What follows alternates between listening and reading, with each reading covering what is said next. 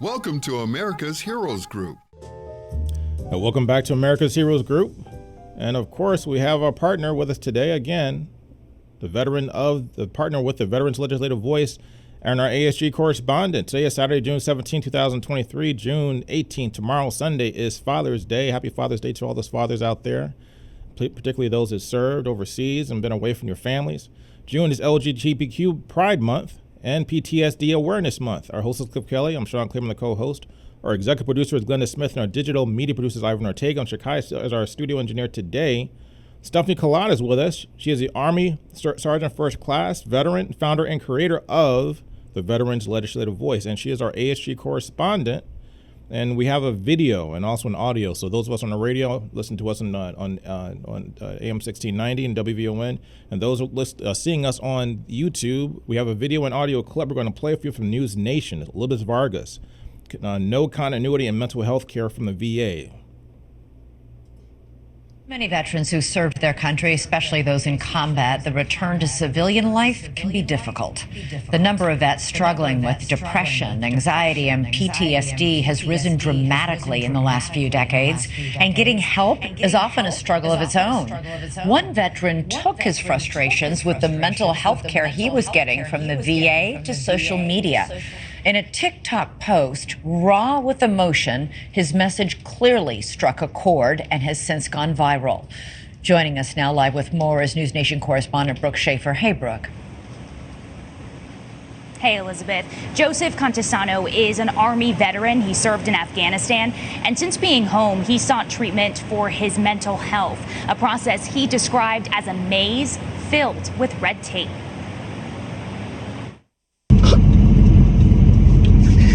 In a video now seen by hundreds of thousands, we see retired Army Sergeant Joseph Contisano break down. The VA has continued to let me down.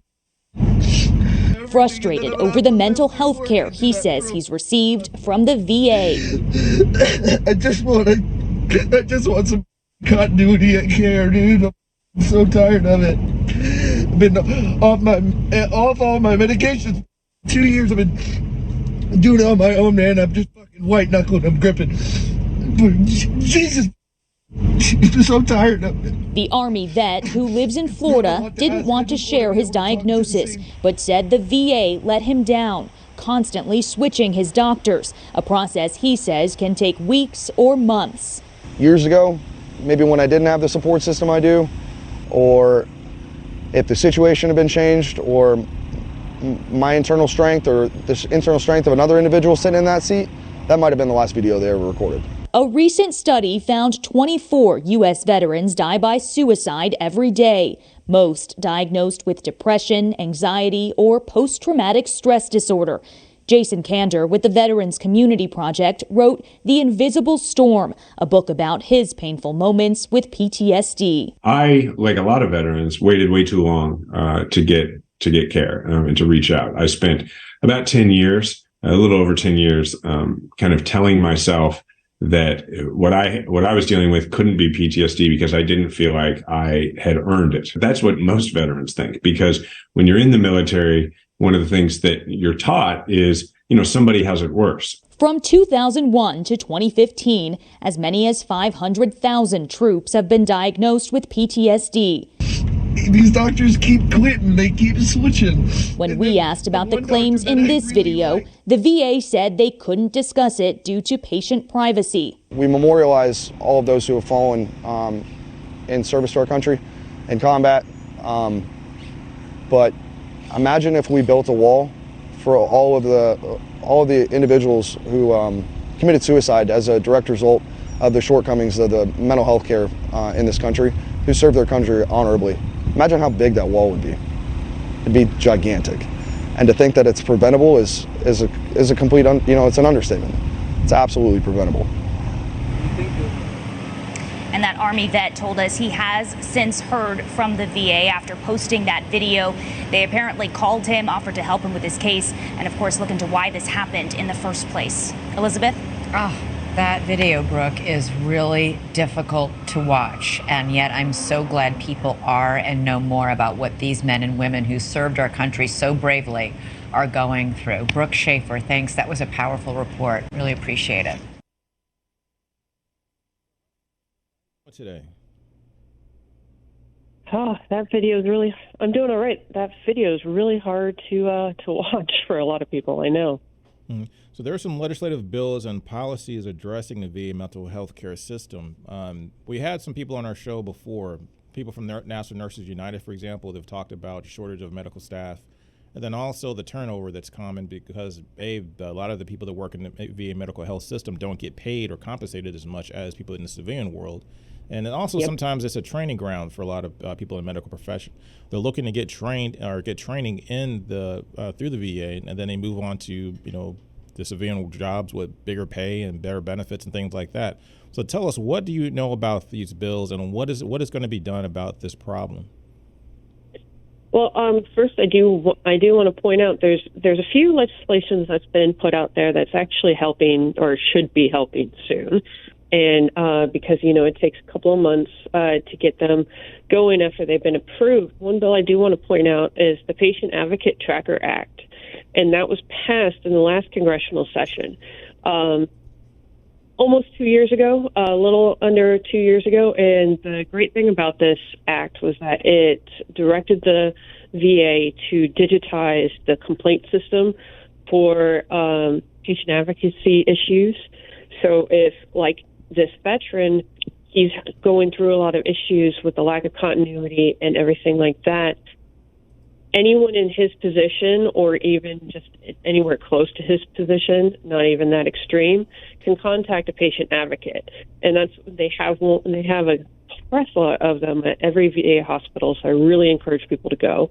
The digitized portion is not fully up yet. I can tell you that there has been an initiation of a lot of digitized things that has to do with the patient advocacy. Pretty much if a veteran goes to get a radiology appointment or they go to the pharmacy to get some help, more often than not, they're going to get an email prompting them, hey, you did this, let's fill out a survey. We'd like to see how your experience was. And you can actually make a little bit of a difference on this. Personally, myself, I went through a interesting road on radiology and with breast cancer. I've talked about it here before of how women veterans with certain eligibilities can now get breast cancer exams. And I had a lot of difficulty just trying to get through that process. So by the time that I finished with the radiology exam, I wrote all that down in the survey, which was really difficult because they limit you, I think, at like 200 words. But I wrote it all out, sent it. Not 2 days later, the chief of radiology gives me a call to ask about my experiences, to find out, how can we make this better? Explains to me why things are happening and when things are going to be improving. So I really want to encourage people to use that source of the patient advocacy office. And you can actually look them up online, Google your VA hospital patient advocacy. And I looked it up for my own VA, and you can see pictures, names, phone numbers, and you can even log into My Healthy Vet and send them a secure message. The secure message is really cool, by the way, for anyone that doesn't know. Secure messages actually show up in your C file whenever you do claims and compensation and things. It actually shows up there. So if you're having any issues with your appointments with your doctors, those secure messages are saved to a record, so that can actually be brought back later if you have even further issues. So FYI, you got documentation there when you send those messages. So what's being done about the turnover? Because what the veteran in the video talked about was the fact that he was constantly seeing different physicians or different social workers or psychologists or whoever he was seeing, and there was no continuity in his treatment. And then reading about this, people complain oftentimes, even in blogs, people talk about how they have to tell their story all over again. They start out telling a story to one person and then have to go through the process again when that person changes, and it's a constant revolving door. Is the VA health system effective at when we have this type of inconsistency in the treatment and the physicians and so on?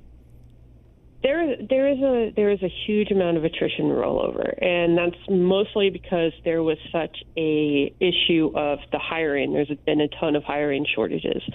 So what happens in any agency, government, or company when you have the hiring shortages, you often hire from within, and then you go through the process to then hire more from the outside, especially for the lower positions, and that can actually cause a lot of issues for veterans because they're seeing the high rollover of the doctors. It is really difficult. I've actually gone through 4 primary care doctors in 2 years.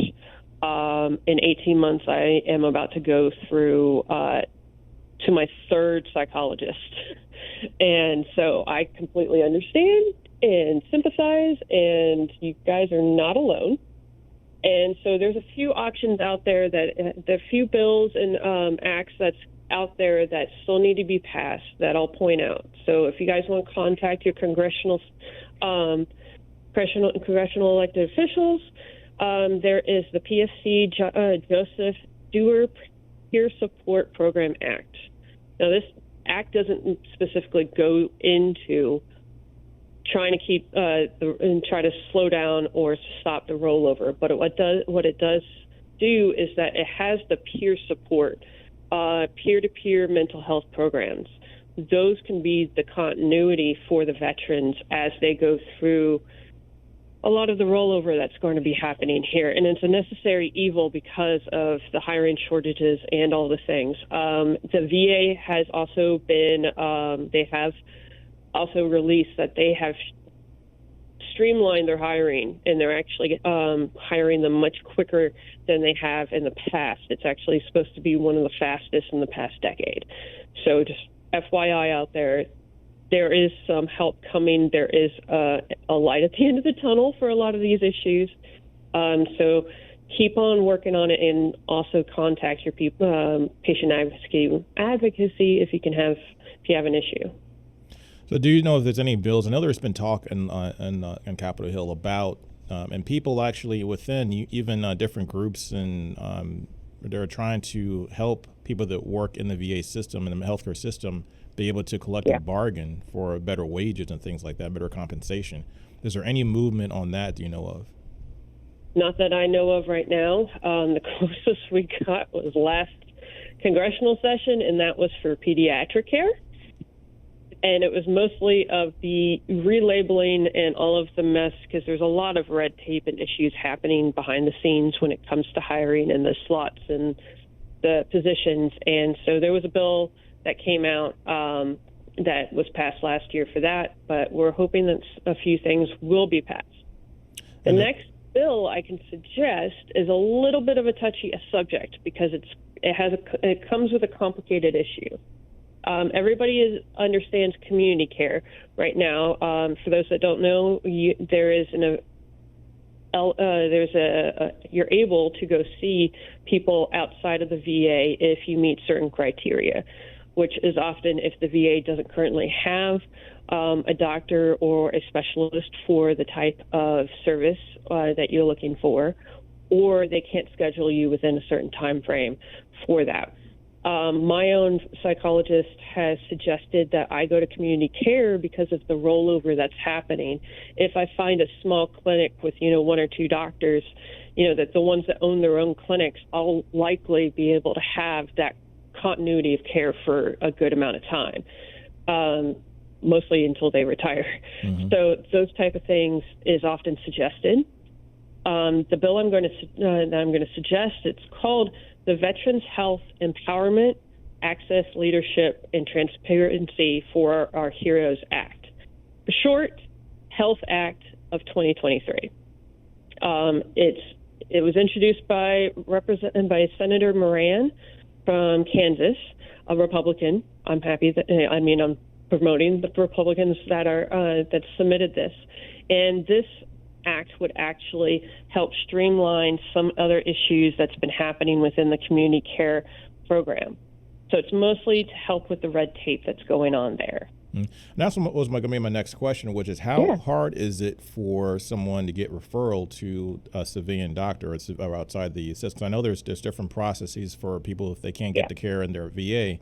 or even if they just want to go to another, to an outside civilian source, going like someone that has their own practice might be the way to go, particularly if you want that continuity, because if they have their own practice, they're in it for, you're going to see that person for their career. So that person is going to be there until they retire or they go out of business, one or the other. So how easy is it for someone to get that referral to go to see or be able to go outside of the VA walls and go see a civilian doctor? It depends on where you live, honestly, because since they're going to be going out to community care, it depends on who's eligible for the program. All clinics and all doctors are not automatically eligible. They actually have to enroll. They do their own process to try to get put on the list, on the preferred list.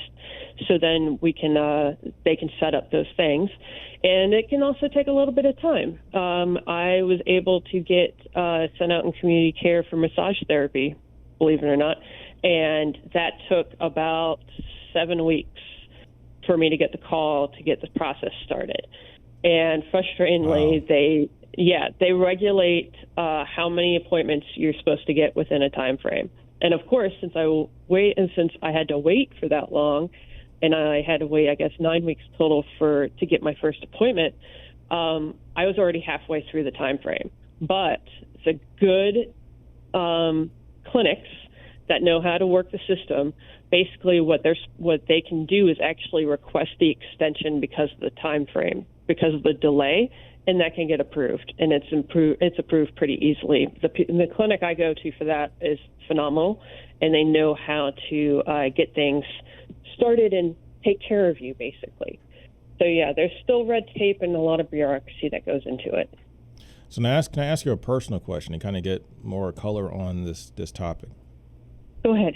So when you were going through your experience and you were looking for a psychologist, and you were in the VA system, and the turnover was constant, you didn't have the continuity you're looking for, how did that affect you personally? What was your experience, and can you explain to someone who is not familiar with that type of problem, like how you felt and what kind of complications it posed to you? It's complicated. The first doctor I had, we were okay. I mean, he wasn't that great, but you know what? I got done what I needed done. So when he left to go to another department within there, because they stood up a whole PTSD clinic, which is where a lot of psychologists, at least in my area, in that VA hospital, is going. I was okay with it. I actually got a new doctor that had just started, got the appointment, and it was really quick. This new one, the second one, is phenomenal. I've had a lot of progress, and as soon as he told me, I started crying because I didn't want to lose or go back in everything that I've already progressed. I was worried that I was going to regress and go back and actually lose all the ground that I've already taken.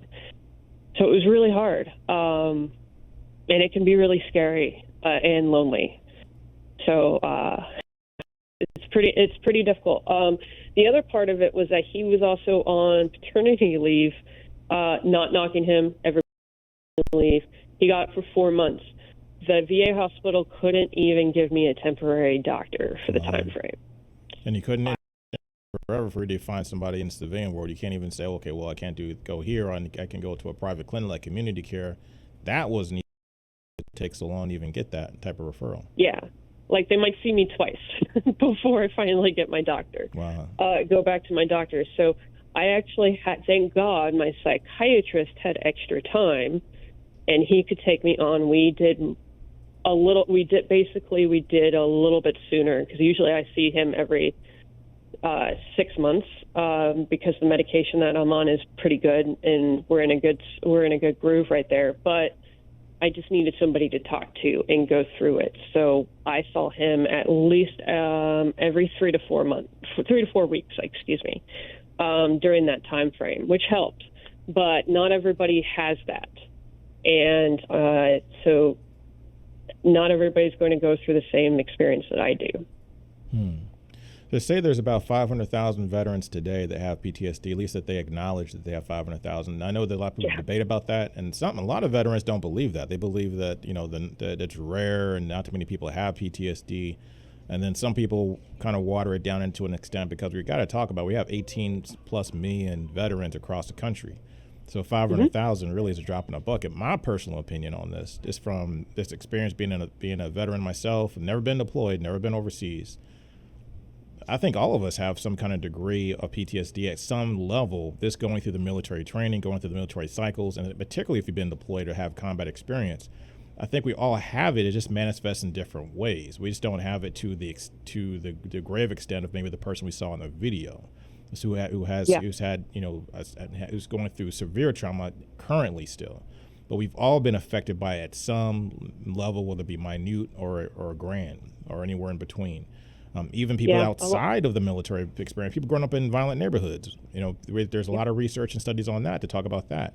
So are we doing a better job at acknowledging, as a VA taking, we believe that because we have these shows all the time talking about PTSD, is the VA really taking this serious enough to really address the issue? And are they using the best efforts to utilize all of the resources around them? Because like we talked about, it would have been nice, for example, if you were going through your treatment and you were able to get the doctor's information. So whatever, because I'm sure he's practicing today, the one that you really, really appreciated. Why couldn't you go see him in his private practice or wherever he went to after that and get a referral to go see that guy? And why would it take 7 or 8 weeks or months to go get a referral? Well, actually, I'm not eligible for the PTSD program. I can't remember what made me ineligible, so I couldn't follow him over to that. There's also another thing that a lot of people don't think of, at least for my VA and some of the other, I guess, regional ones. They have this new thing of they want to plan out like short-term goals to work on. And they have this very strict curriculum and set of things to do that they're trying to enforce on their psychologists to try to do on all of their patients. The problem is that doesn't fit everybody's needs. That definitely doesn't fit my needs because I have a lot of complicated things going on. So I don't work really well in that type of forum.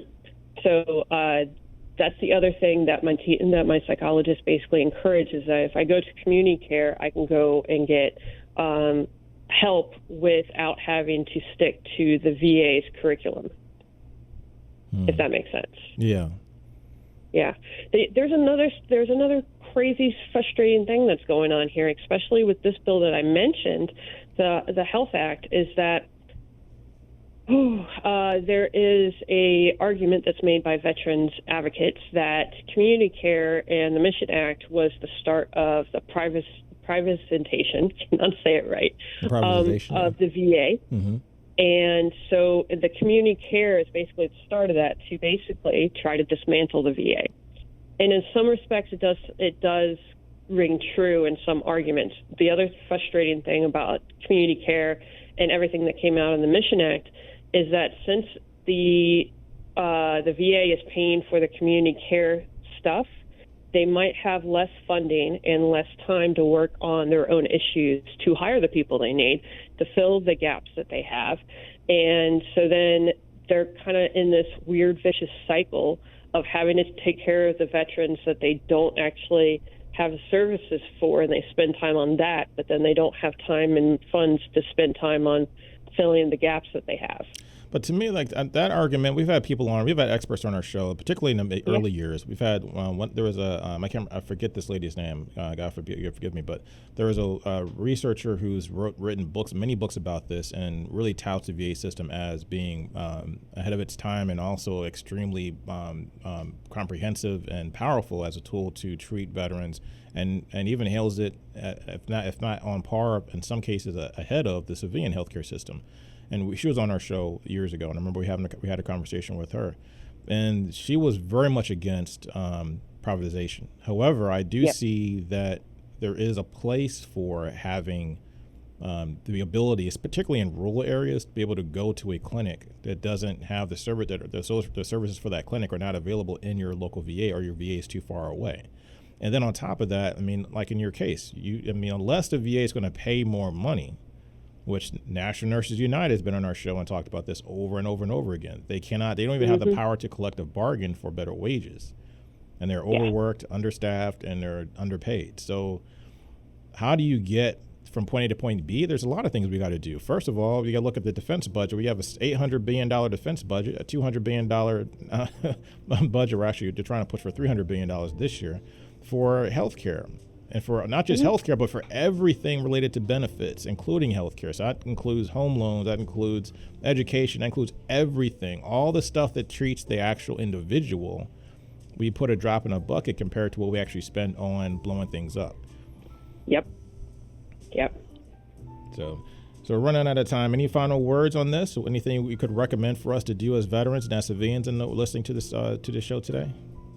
Contact your congresspeople. Let them know what you're concerned about. Have them figure out, and so they can actually become a co-sponsor. They can make arguments, make amendments, call them and make suggestions. They'll take suggestions. They love to hear from constituents. This is America's Heroes Group. You heard Stephanie Kalota again, great correspondent, great person, and also the co-founder and creator of the Veterans Legislative Voice. This is America's Heroes Group. We'll be right back.